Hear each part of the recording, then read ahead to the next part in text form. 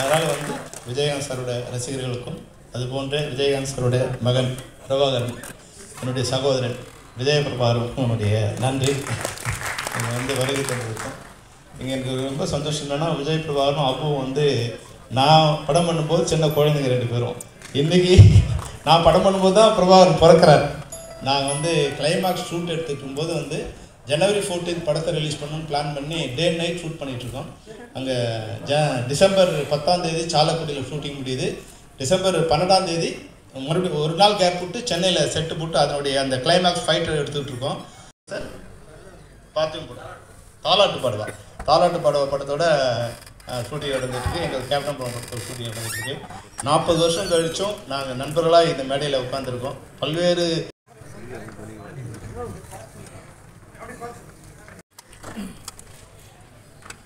Selvamani sir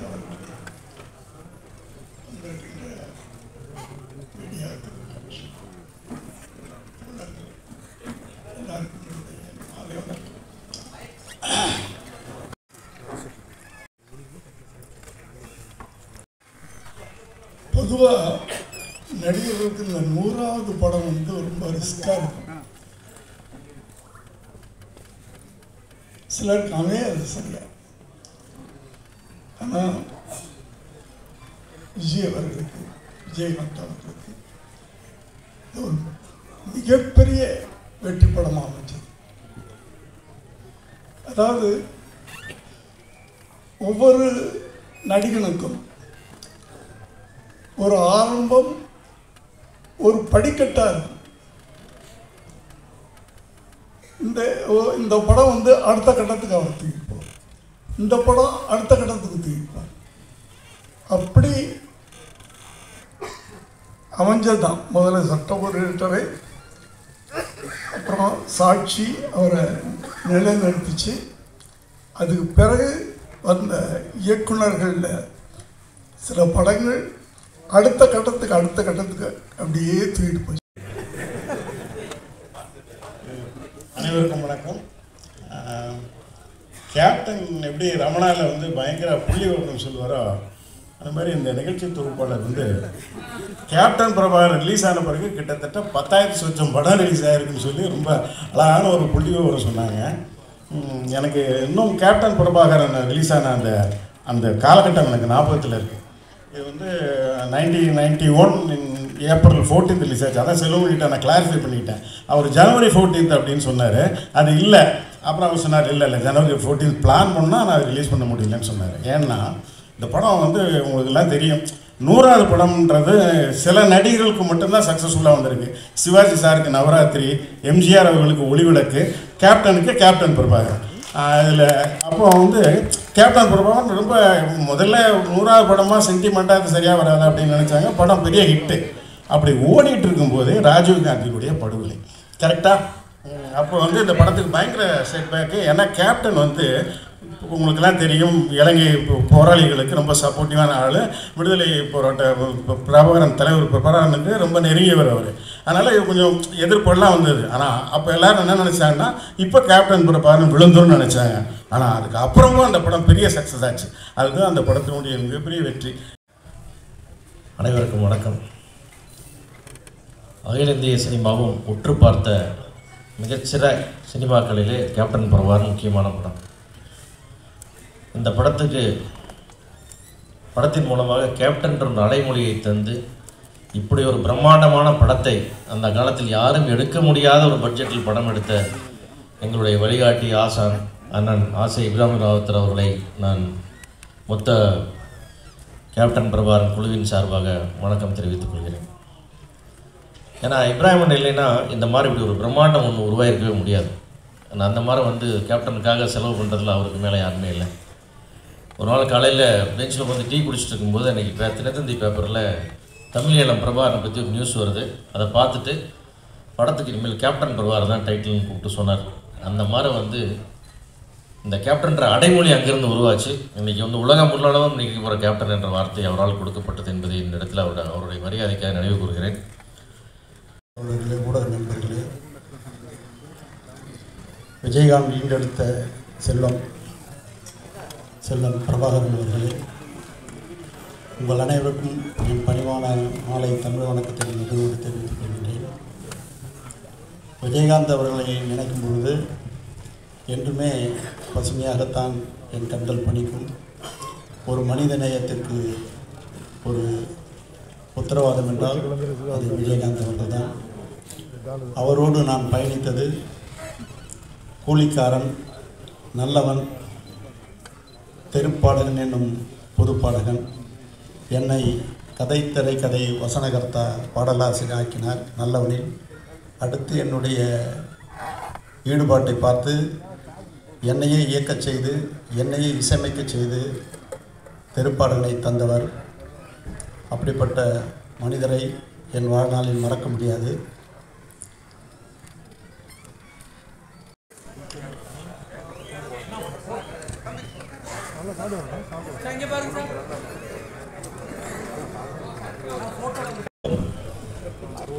ஒரு அற்புதமான மேடை. 35 ஆண்டுகளுக்கு முன்னால் சினிமா எப்படி இருந்ததோ இன்னைக்கு அப்படி இருக்கு. இந்த இடம், இந்த மேடை இப்படி இனிமேல் ஆரம்பிக்கணுன்றது எங்களுடைய ஆசை.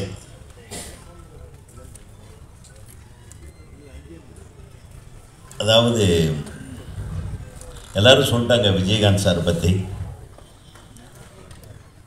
விஜயகாந்த் சாருக்கு ரொம்ப ரொம்ப கடமைப்பட்டவர்கள் திரைப்படக் கல்லூரி மாணவர்கள். ஏன்னா கிட்டத்தட்ட விஜயகாந்த் சார் மாதிரி அதிகமான இயக்குனர்களை உருவாக்கின நடிகர்கள் தமிழ் சினிமாவில் யாருமே கிடையாது. அதனாலேயே விஜயகாந்த் அவர்களுக்கு அவர் இயக்குனர்களுடைய ஒரு தெய்வம் மாதிரி எங்களுக்கு அவர் தெரிகிறார். ஏன்னா நிறைய இயக்குனர்களை உருவாக்கினவர். அதில் முதன்மையானவர்னு சொன்னால் நமது செல்வமணியை சொல்லலாம். ஆர்கே செல்வமணி அவருக்கு கொடுத்த 2 வாய்ப்பையும் அற்புதமாக பயன்படுத்தி ராவுத்தர் ஃபிலிம்ஸ் அந்த பேரை உச்சத்தில் கொண்டு போனதுக்கு செல்வமணி அவர்களுடைய அவர் பண்ணுற வேலையெல்லாம் சொல்லுவேன். அவருடைய கேமராமேனுங்கெல்லாம் எனக்கு கேமராமேனுங்க சொல்வது என்னடா மனுஷனா என்ன அப்படின்னு சொல்லுவேன் நான். டைரக்டர் கே விஸ்வநாத், இங்கே டைரக்டர் நிறைய பேர் இருக்காங்க. அவர் ஒரு இன்டர்வியூவில் சொல்லியிருந்தார், హీరోస్న 2 హీరోయిన్ వచ్చారు అన్ని ప్రొడక్షన్లో డిఫరెంట్ అన్నీ వచ్చింది. ఈ సీన్లు ఎదురా ఫస్ట్ షాట్ సీన్ పేపర్ ఉన్నాయి, డైలాగ్ ఉన్నాయి, ఫస్ట్ షாட் அதான் டைரக்டரோட சேலஞ்சு. சீன் டெய்லி இருந்துக்கிட்டே இருக்கா, எதனா ஃபர்ஸ்ட் ஷாட்ன்ற மாதிரி. இப்போ இது எங்கேருந்து ஆரம்பிக்கிறதுன்னு தெரியல எனக்கு. ஏன்னா நான் விஜயகாந்த் சாரையும் ராவுத்தர் சாரையும் ஆரம்பிக்காமல் நான் தொட முடியாது. மதுரை வடக்கு ஆவணி மூலவீதி மேல் ஆவணி மூலவீதி சந்திப்பில் சேனாஸ் ஃபிலிம்ஸ்னு ஒரு டிஸ்ட்ரிபியூஷன் ஆஃபீஸில் 2 பேருமே அப்படின்ற மாதிரி ராவுத்தர் சார் ரொம்ப அழகாக இருப்பார், கண்ணுமா. இவர் கதர் வெட்டி கதர் சட்டை 2 பேரும் வேட்டியை கட்டிட்டு காலத்துக்கு மேலே வச்சுட்டு தான் நிற்கிற 2 பேரும். கீழே இருந்து பார்க்கும்போது நமக்கு வேற ஒன்றும் பிரச்சனை இல்லை, அண்ட்ராய்டு போட்டுருப்பாங்க, இப்படித்தான் தூக்கிட்டாங்க.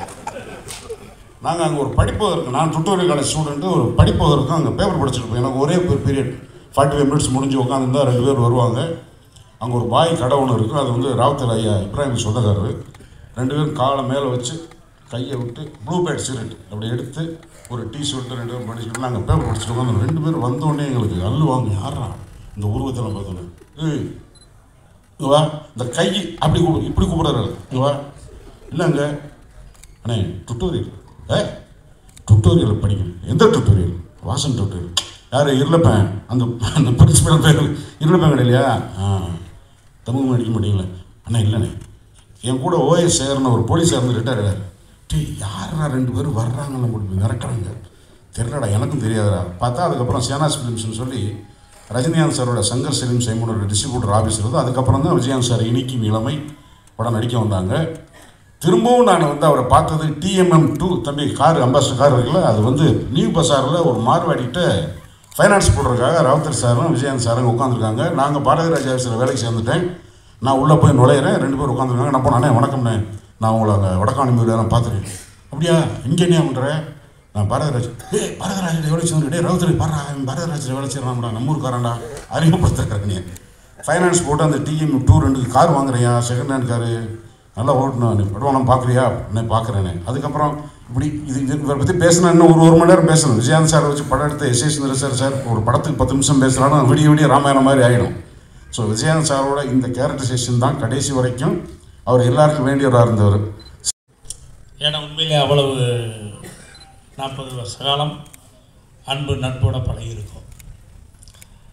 மேடையிலே எல்லாரும் பாராட்டுறாங்க செல்வமணியை, நான் எப்பவுமே பாராட்ட மாட்டேன்.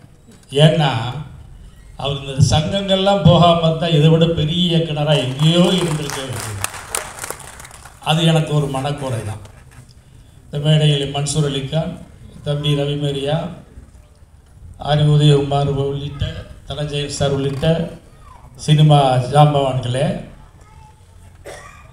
கேப்டன் பிரபாகரத்தின் கதாநாயகி ரம்யா கிருஷ்ணன் அவர்களே, ஏன்னா 2 பாட்டும் உங்களுக்கு தான், அப்படி நீங்கள் தான் கதாநாயகி. உங்கள் அனைவருக்கும் என் அன்பு நிறைந்த வணக்கம். பல கோடி தமிழர்களின் நெஞ்சங்களில் கோவிலாக இருந்தவர் இன்று கோயம்பேட்டில் கோயிலாவே ஆகிவிட்டார். அவருடைய ரசிகர்களும் தொண்டர்களும் பொதுமக்களும் பக்தர்களாக மாட்டிவிட்டார்கள். ஒரு இன்ட்ரடக்ஷன் வந்து கேட்டு ஐ am just speechless. Thank you for the lovely introduction. இன்ட்ரடக்ஷனில் சொன்ன மாதிரி நான் தமிழில் ஆரம்பிச்சிட்டேன். அப்புறம் அவ்வளோ சக்ஸஸ்ஃபுல்லாக இல்லாமல் அப்புறம் தெலுங்கில் போய் நடிக்க ஆரம்பிச்சுட்டு இருந்தேன். அந்த டைம் தான் எனக்கு கேப்டன் பிரபாகர் வாய்ப்பு வந்தது.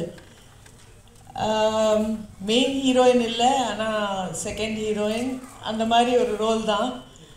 ஆனால் அந்த படம் எனக்கு கொடுத்த வெற்றியும் பேரும், அதுக்கப்புறம் நான் 15 வருஷமோ 10 வருஷத்துக்கு அப்புறம் படையப்பா பண்ணுறேன்.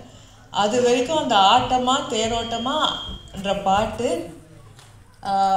இப்போ வரைக்கும் எங்கே போனாலும் எந்த ஃபங்க்ஷன் போனாலும் ஒரு ஒரு ஒரு ஃபேடே ஆகாத அதே பாப்புலாரிட்டி. ரிலீஸ் ஆன அப்புறம் அந்த சாங்க்கு எவ்வளோ ஒரு பேரும் புகழும் வந்ததோ அது இப்போ வரைக்கும் அந்த பாட்டுக்கு இருக்குது, எனக்கும் இருக்குது. அண்ட் நிறைய ரசிகர்கள் அந்த பாட்டு பார்த்து எனக்கு ரசிகர்கள் ஆனவர்களும் இருக்காங்க. அந்த வாய்ப்பை எனக்கு கொடுத்த செல்வமணி சாருக்கும் கேப்டன், இன்னைக்கு I miss him the most today. இன்னைக்கு அவர் இருந்திருந்தால் ரொம்ப ரொம்ப சந்தோஷமாக இருந்திருக்கும். அவர் எங்கே இருந்தாலும் இந்த படம் திருப்பி ரிலீஸ் ஆகி ஃபர்ஸ்ட் டைம் ரிலீஸ் ஆனால் அப்போ எவ்வளோ வெற்றி பெற்றதோ அதை விட டபுள் மடங்கு வெற்றி பெற அவர் மேலேருந்து வாழ்த்துவார். அண்ட் கேப்டன் குட்டி கேப்டன் பிரபாகர் இங்கே இருக்கிறதுல I am very happy. I seen them as children. வளர்ந்து இவ்வளோ பெருசாகி ஒரு பார்ட்டியை லீட் பண்ணி பாலிட்டிஷியனாக வேற இப்போ இருக்காரு. All the best you. இங்கே வந்திருக்கும் அனைவருக்கும். கேப்டன் பிரபாகரன் படம் வந்து என்னுடைய வாழ்க்கையில் ரொம்ப நெருக்கமான படம். கிட்டத்தட்ட கள்ளக்குறிச்சி ராஜா தியேட்டரில் வந்து 100 நாள் ஓடுனுச்சு. அந்த 100 நாளில் வந்து ஒரு கண்டினியூ ஒரு 10 நாள் அடுத்தடுத்த ஷோ அப்படியே பார்த்துட்டே இருந்தேன்.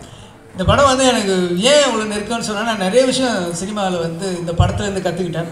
ஸ்க்ரீன் ப்ளே எப்படி இருக்கணும் அப்படிங்கிறது. நம்ம வந்து படம் பார்த்தீங்கன்னா 2 சாங்குமே ஹீரோக்கு கிடையாது. எவ்வளோ புதுசு பாருங்கள், 2 பாட்டு தான், அதுவே புதுசு. அந்த டைமில் அந்த 2 பாட்டுமே ஆரம்பித்து ஒரு 19 நிமிஷத்தில் வந்து ஹீரோவே இருக்க மாட்டார். ஹீரோ இல்லாமல் ஒரு சாங்கு ஒரு ஃபைட்டு இருக்கும்.